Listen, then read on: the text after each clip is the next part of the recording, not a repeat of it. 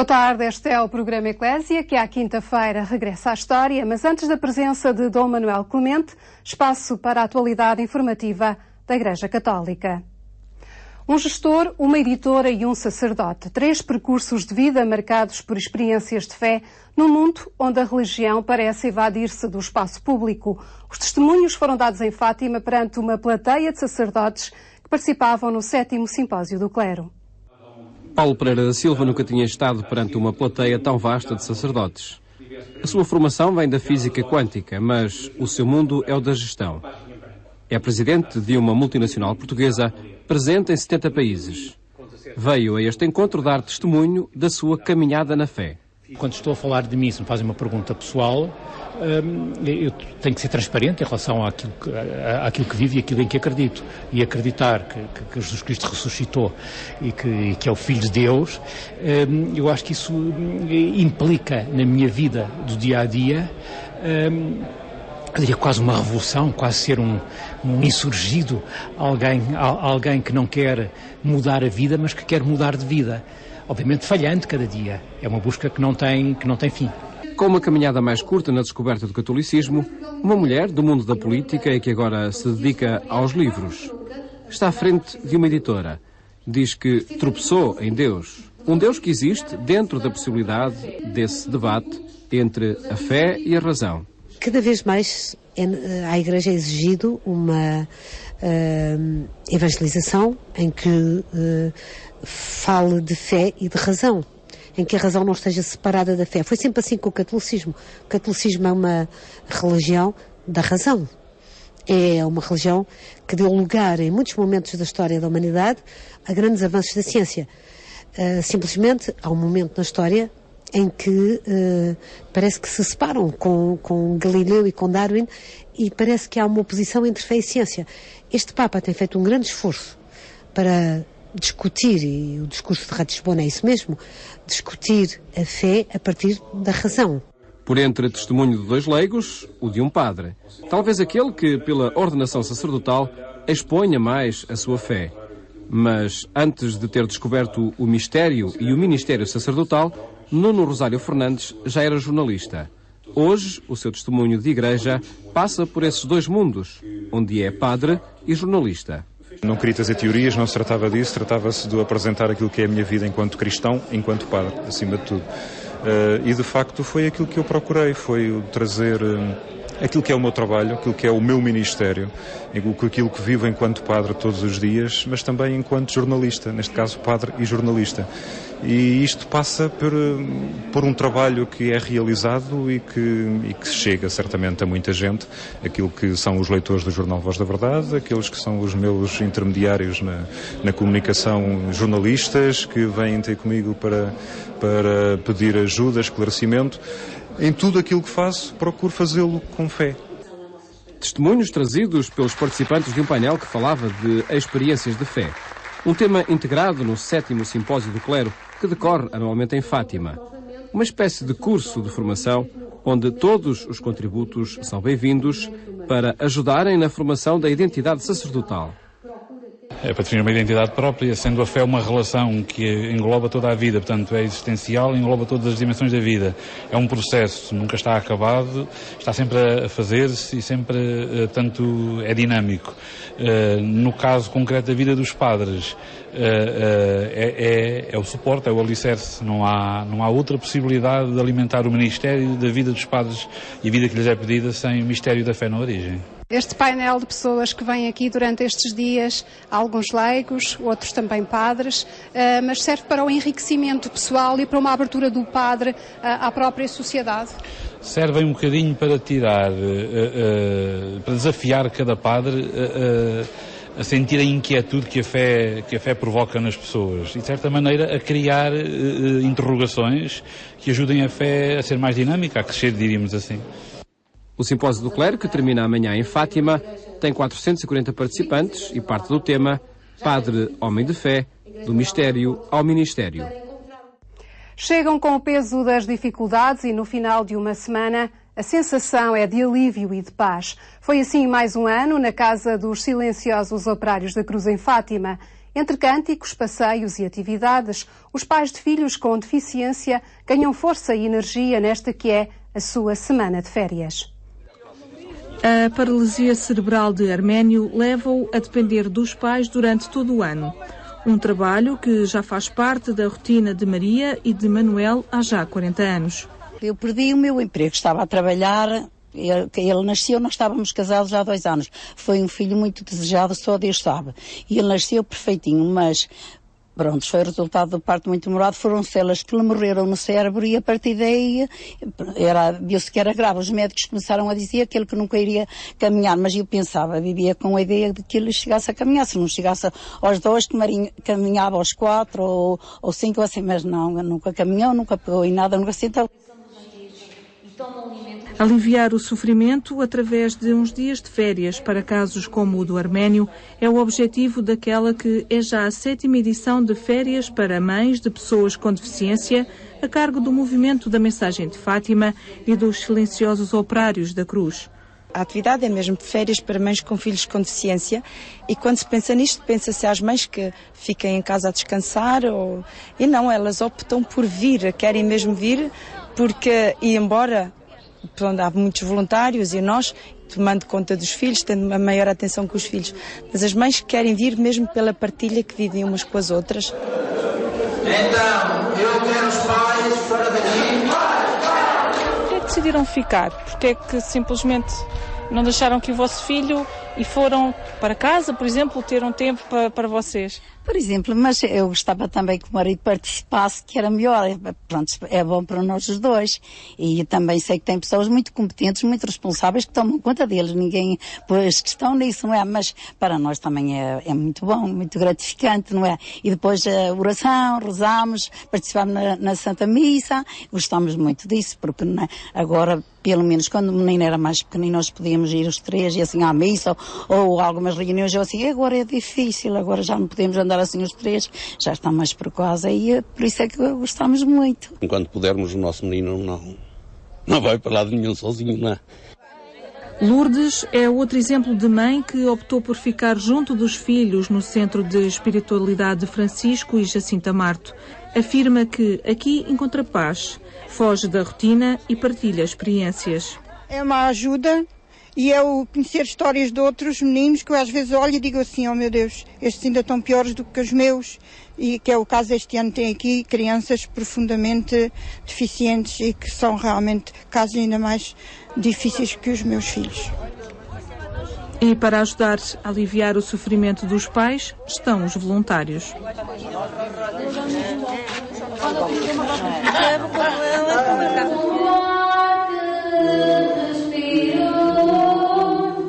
Tão certo como amanhã que se levanta, tão certo como esse canto que podes ouvir assim. Canto? O que me ensinaram aqui nos Operários Silenciosos da Cruz é que o sofrimento pode ser alegre e o sofrimento nunca é em vão.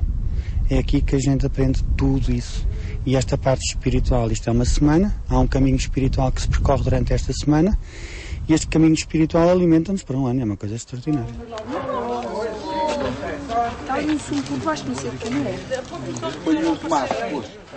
Quero mesmo voltar porque isto é muito bom para mim, ajuda-me a ver a vida de outra maneira. Eu às vezes digo que tenho problemas, mas os meus problemas não são nada à frente destas pessoas. As minhas filhas às vezes arreliam-me, chateiam-me, mas tenho que dar graças a Deus por ter as filhas que tenho, porque quantos pais aqui estão gostavam que os filhos os arreliassem, por serem às vezes chegarem tarde da casa ou por ou saírem quando eles menos querem. E eu, graças a Deus, tenho essas filhas e tenho que dar muitas graças a Deus e que Deus me continue a estar perfeitas como elas estão. A fazer planos já para as próximas férias está o António, que espera ser novamente selecionado. Eu tenho arranjado muitos amigos, gosto muito de comunicar. É bom também vocês depois de entrarem em contacto uns com os outros, falar com outras pessoas? Sim, é muito importante para mim. Porquê? Porque assim eu conheço pessoas, falo com elas, interajo com elas também. Novas pessoas. Eu julgava que não havia tantas pessoas com patologias diferentes e está a ser muito divertido. E depois temos o apoio que é através de Jesus Cristo. Também dá para descansar da sua parte? Dá para descansar e muito, dá. Temos os voluntários que nos ajudam muito e a direção do centro. É importante também estes momentos de pausa, de descanso, sobretudo para quem cuida de pessoas com deficiência? Sim, é muito importante, porque no meu caso não é muito grave, mas há casos muito mais graves e os familiares, neste caso os pais, descansam muito. Na hora do adeus ficam as saudades, mas a alegria e a força para os dias que se avizinham. Depois de um olhar pela atualidade informativa da Igreja Católica, um olhar pelo passado, é a rubrica de História a cargo de Dom Manuel Clemente.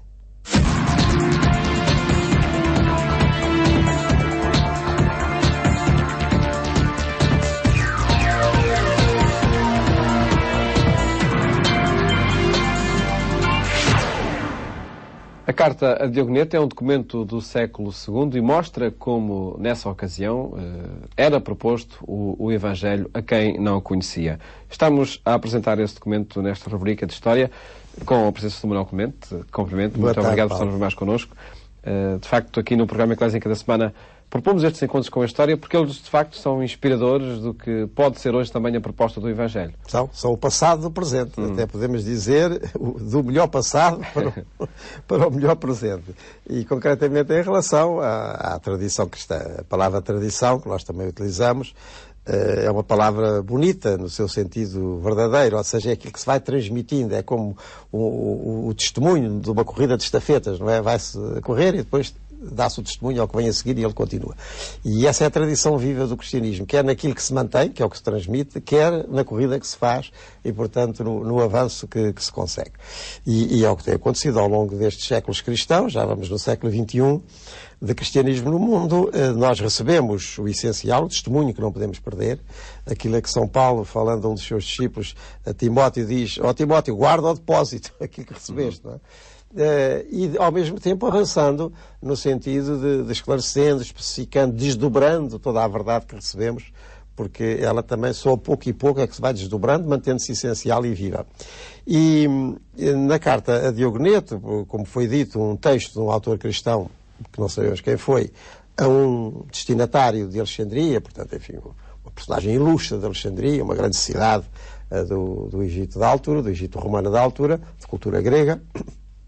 Nós temos, quer aquilo em que o cristianismo não se distinguia assim, exteriormente, porque em Alexandria vivia como as pessoas viviam e apresentava-se como as outras pessoas se apresentavam, não tinha um hábito próprio, não tinha uma linguagem estranha. Mas hoje vamos ver, em contraponto quase, aquilo em que o cristianismo se distinguia por dentro. Não por fora, mas por dentro. Portanto, se definia a partir daquilo que Jesus Cristo tinha deixado como legado vivo para o pensamento e para a vida dos seus discípulos. Então, é um outro trecho da carta a Diogonete que eu peço ao Paulo para ler. Os cristãos habitam pátrias próprias, mas como peregrinos. Participam de tudo como cidadãos e tudo sofrem como estrangeiros. Toda a terra estrangeira é para eles uma pátria, e toda a pátria uma terra estrangeira. Casam como todos e geram filhos, mas não abandonam à violência os neonatos. Servem-se da mesma mesa, mas não no mesmo leito. Encontram-se na carne, mas não vivem segundo a carne. Moram na terra e são regidos pelo céu. Obedecem às leis estabelecidas e superam as leis com as próprias vidas. Ora está. Portanto, a novidade cristã está aí. Eles estão em cada cidade, não se distinguem exteriormente dos usos e costumes assim imediatos, portanto, no vestir, no falar, etc., mas têm uma distinção própria da sua convicção. Eles aprenderam com Jesus Cristo o que é a vida, o que é de ser as relações entre as pessoas, o que é a família, o que é a própria vida na sua dignidade, e por isso eles não abandonavam os recém-nascidos, porque nós estamos no mundo romano.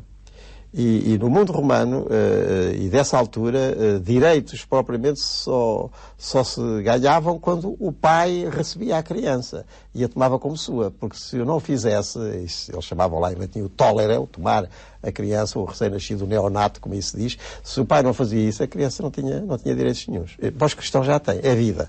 Aprenderam de Jesus Cristo que a vida é um dom de Deus e é o primeiro dos bens e a sua dignidade é absoluta. Portanto, eles de Jesus Cristo já tinham ganho essa distinção nas convicções, nos sentimentos e nas atuações. E por isso, como aí se diz, também, enfim, partilham os alimentos, mas não partilham o leite e por aí fora. Portanto, há uma moral, há um costume, há uma relação com os outros que parte daquilo que eles aprenderam com Jesus Cristo como procedimento. Mas, na primeira parte desse trecho que o Paulo leu, há uma outra distinção que não é menos importante. Isto é, eles vivem na carne, como nós vivemos, falamos, ouvimos, mexemos-nos, mas não se ficam por aí. Porque se finalizam, vão além. Aquela finalidade da vida que em Jesus Cristo eles entreveem e querem conseguir também. Consideram-se por isso peregrinos, não é? E por isso são peregrinos. Porque vamos lá ver. A nossa primeira disposição é ficarmos onde estamos. E ficarmos onde estamos, isso significa geografia, mas também significa mentalidade. Também, por dentro, ficarmos onde estamos. Como vulgarmente se diz, e é muito pós-moderno, no que nos apetece. Mas apetece porquê? Mas a finalidade da vida é isto? É responder aos nossos apetites imediatos ou é outra coisa? Em Jesus Cristo, e no sentido pascal da existência, a vida como passagem, a libertação definitiva, que assumindo as coisas e aquilo que é a nossa condição humana, quer ir além dela, ou então quer realizá-la absolutamente nesse encontro com Deus, onde Jesus Cristo nos leva, é outra coisa. E por isso, eles vivem em cada pátria, naquela pátria em que nasceram, e onde também vão cumprir as suas obrigações, enquanto a sua consciência o permite, e onde a sua consciência exige, né? Mas querem ir além dela. E esta reflexão, este sentido peregrino da existência, em que estamos onde estamos, mas queremos ir além, onde Jesus Cristo nos leva, até Deus, depois tem muitas concretizações, e nós vamos ver até no conjunto destes programas que essas concretizações às vezes eram muito dramáticas. Porque, enfim, o que era normal não era pensar assim. Em cada cidade era o absoluto. No Império Romano era o absoluto. O Imperador Romano era o absoluto. Mas eles dizem, não, nós estamos aqui, mas nós não nos resumimos aqui. O nosso destino é outro. A nossa pátria está, como se diz, já no Novo Testamento, está nos céus. E por isso vamos além. Estamos aqui, não negamos o estar aqui, mas vamos além. Portanto, somos peregrinos. Já o próprio Jesus Cristo, e até religiosamente falando, tinha tido uma conversa destas, e que, enfim, os nossos telespectadores podem retomar se lerem aquela conversa de Jesus com a samaritana. A certa altura, isto vem no Evangelho segundo São João, Jesus vai a uma cidade de Samaria e uma habitante local pergunta logo, tu és judeu, eu sou samaritana, como é que é isto da oração? Pode ser aqui no nosso monte da Samaria, no Monte Garizim, ou temos que ir a Jerusalém? E Jesus diz, nem aqui, nem lá, mas em toda a parte. Porque Deus quer ser adorado em espírito e em verdade. Ou seja, toda esta religião mesmo, que está ligada a locais, e que nós não estamos isentos, não é? Gostamos muito dos nossos santuários, das nossas igrejas, não há mal nenhum em gostarmos. Mas ficamos por aí, os outros não servem, se for ali ao lado a 500 metros já não servem. Quer dizer, até em termos mais imediatos e concretos, a missa tem que ser mesmo aqui, se tiver que se deslocar 500 metros para ir aqui à igreja do vizinho já não serve. Portanto, esta conversa de estarmos onde estamos e gostamos de estar, com certeza, se for bom, se for digno, com certeza, mas só aqui, não vamos além. Até religiosamente falando, eu creio que esta carta também tem consequências para a nossa própria maneira de encararmos a religião. É uma religião que, digamos, consolida e até consagra apenas o que está ou vai além. Somos realmente peregrinos. Isto é do século II. Mas no século IV, V, também no Norte de África, não em Alexandria, mais para o Ocidente, na atual Argélia, vivia Agostinho. E quando o Império Romano, onde Alexandria nessa altura se integrava, ruir, Santo Agostinho escreverá uma obra fundamental chamada A Cidade de Deus, em que ele diz, sim senhora, nós vamos habitando várias cidades quer dizer civilizações, impérios, estados, diríamos nós, à medida que eles se vão sucedendo. Mas nós somos peregrinos e até cidadãos, e é isso que queremos ser, de uma cidade que Deus vai recrutando, passo o termo, de geração em geração, com todos aqueles que põem o amor a Deus acima dos outros amores.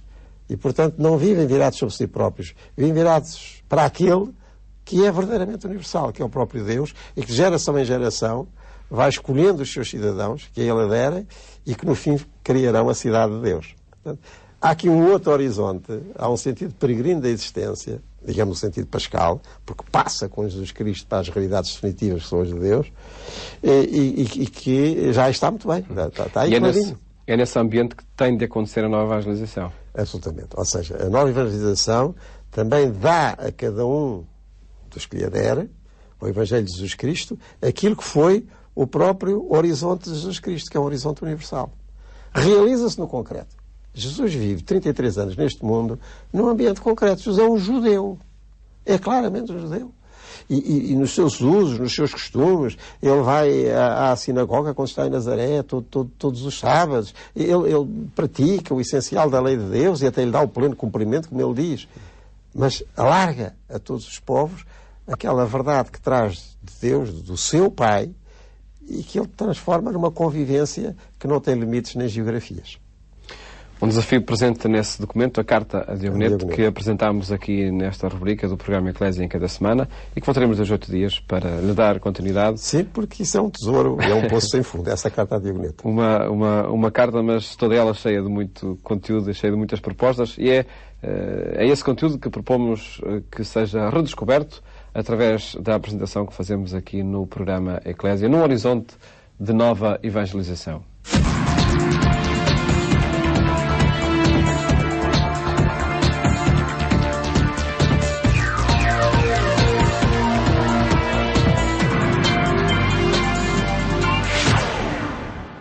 É tudo por hoje. Recordo-lhe apenas que este e outros programas ficam disponíveis online em agência.eclésia.pt, o portal que reúne todos os conteúdos desenvolvidos para a Eclésia Rádio, Eclésia Televisão e Eclésia Agência de Informação. Fique bem, até amanhã, se os quiser.